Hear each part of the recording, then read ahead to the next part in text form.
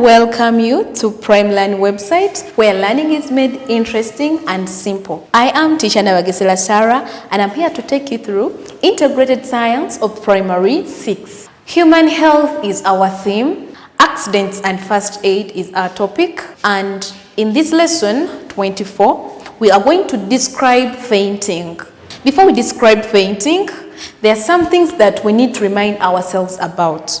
One is convulsions. Just to remember what convulsions are, we said that convulsions are sudden, violent body movements which cannot be controlled. Sudden, violent body movements which cannot be controlled. Like you can have a look at your screen, that person is having sudden body movements which cannot be controlled. And that condition is called convulsions. Let's remind ourselves still about the causes of convulsions. We have two main causes of convulsions, one being fever, another being epilepsy. Remember, we said that fever is the condition when the body temperature is beyond the normal. And the normal body temperature, we said it is 37 degrees Celsius or 98.6 degrees Fahrenheit. Then about epilepsy, we said that epilepsy is a disease that can be inherited or that can be caused due to brain damage. And this brain damage can be brought about in case a woman gets difficulties in giving birth. Then let's remind ourselves about signs and symptoms of convulsions. We said we have high body temperatures, we have a foaming mouth, we have frequent urination, and very many others. Having reminded ourselves about all that, in this lesson, we are going to understand the meaning of fainting. We are going to give factors that can lead to fainting, and from there, we shall finalize with the first aid for fainting. Begin by looking at the meaning. Fainting is the brief loss of consciousness by a person. Consciousness means the state when someone is normally functioning well, understands well, when every system of his or her body is functioning well. But when a person loses consciousness, doesn't function so well like he or she is supposed to, that can bring about fainting. And what is the main cause of fainting? The main cause of fainting is lack of oxygen supply to the brain or lack of oxygenated blood. Remember, when the heart is pumping, oxygenated blood is transported to body parts so that the body system works so well. So when the brain fails to receive the oxygenated blood from the heart, the condition that results is fainting. My great and amazing learner, what are those factors that can lead to fainting? What are those factors that can make the oxygenated blood fail to reach the brain? The first one is prolonged hunger. Prolonged hunger can lead to fainting. Then we have dehydration. Remember, dehydration is the process by which the body loses water.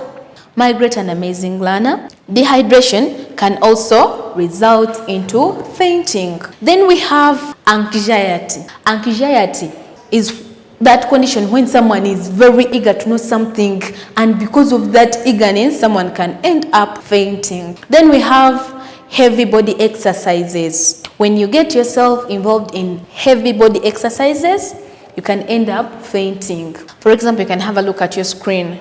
There's some body exercises that are very normal, that are very fine. But when you get involved in those heavy ones, like when you're just starting carrying out or getting involved in those body exercises, it's better you begin with the simple ones. But when you begin with the heavy ones, it's very simple for you to faint. Then we have extreme sorrow. For example, someone has lost a dear one and that person has extreme sorrow. That extreme sorrow can result into fainting. Then another cause, we have fear. When someone has fear within him or her, that fear can result into fainting. Then we have Standing under sunshine for so long. When you stand under sunshine for so long, it can result into fainting. Therefore, it's not advisable for someone to stand under sunshine for so long. Stand where there is shade.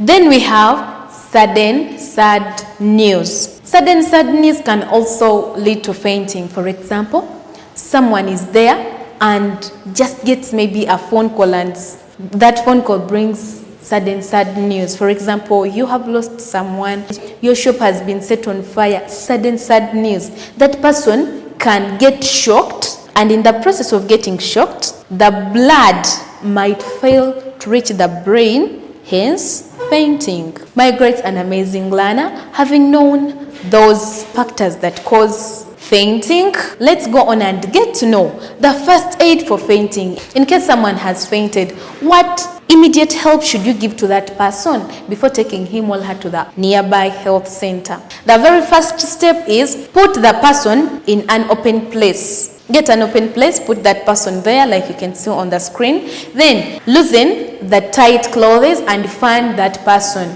For example, this person has been putting on a tight cloth. Make sure that you loosen it and fan that person. Like provide fresh air like you can see on the screen. Then raise the legs of the victim higher than the head.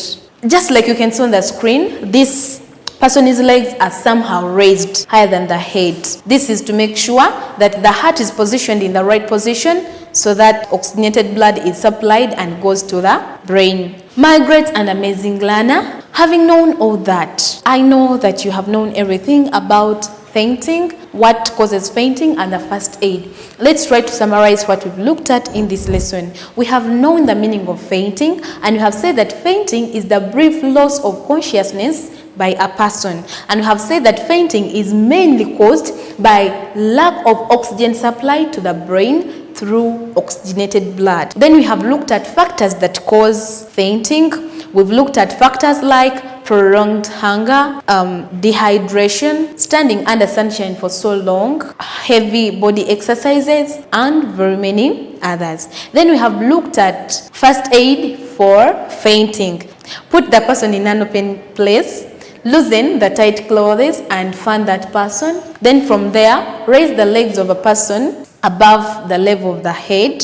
And this is done to make sure the oxygenated blood flows to the brain. I am leaving you with the lesson test, and it is just below this lesson video.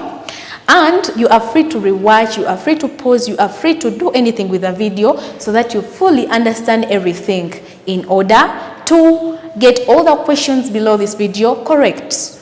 I remain Teacher Nabagesela Sarah. I've been teaching you Integrated Science of Primary 6. I'm eagerly waiting to meet you again in our next lesson, which will be about nose bleeding. It will be very interesting. Don't miss it out. I love you so much. God bless you. Bye-bye.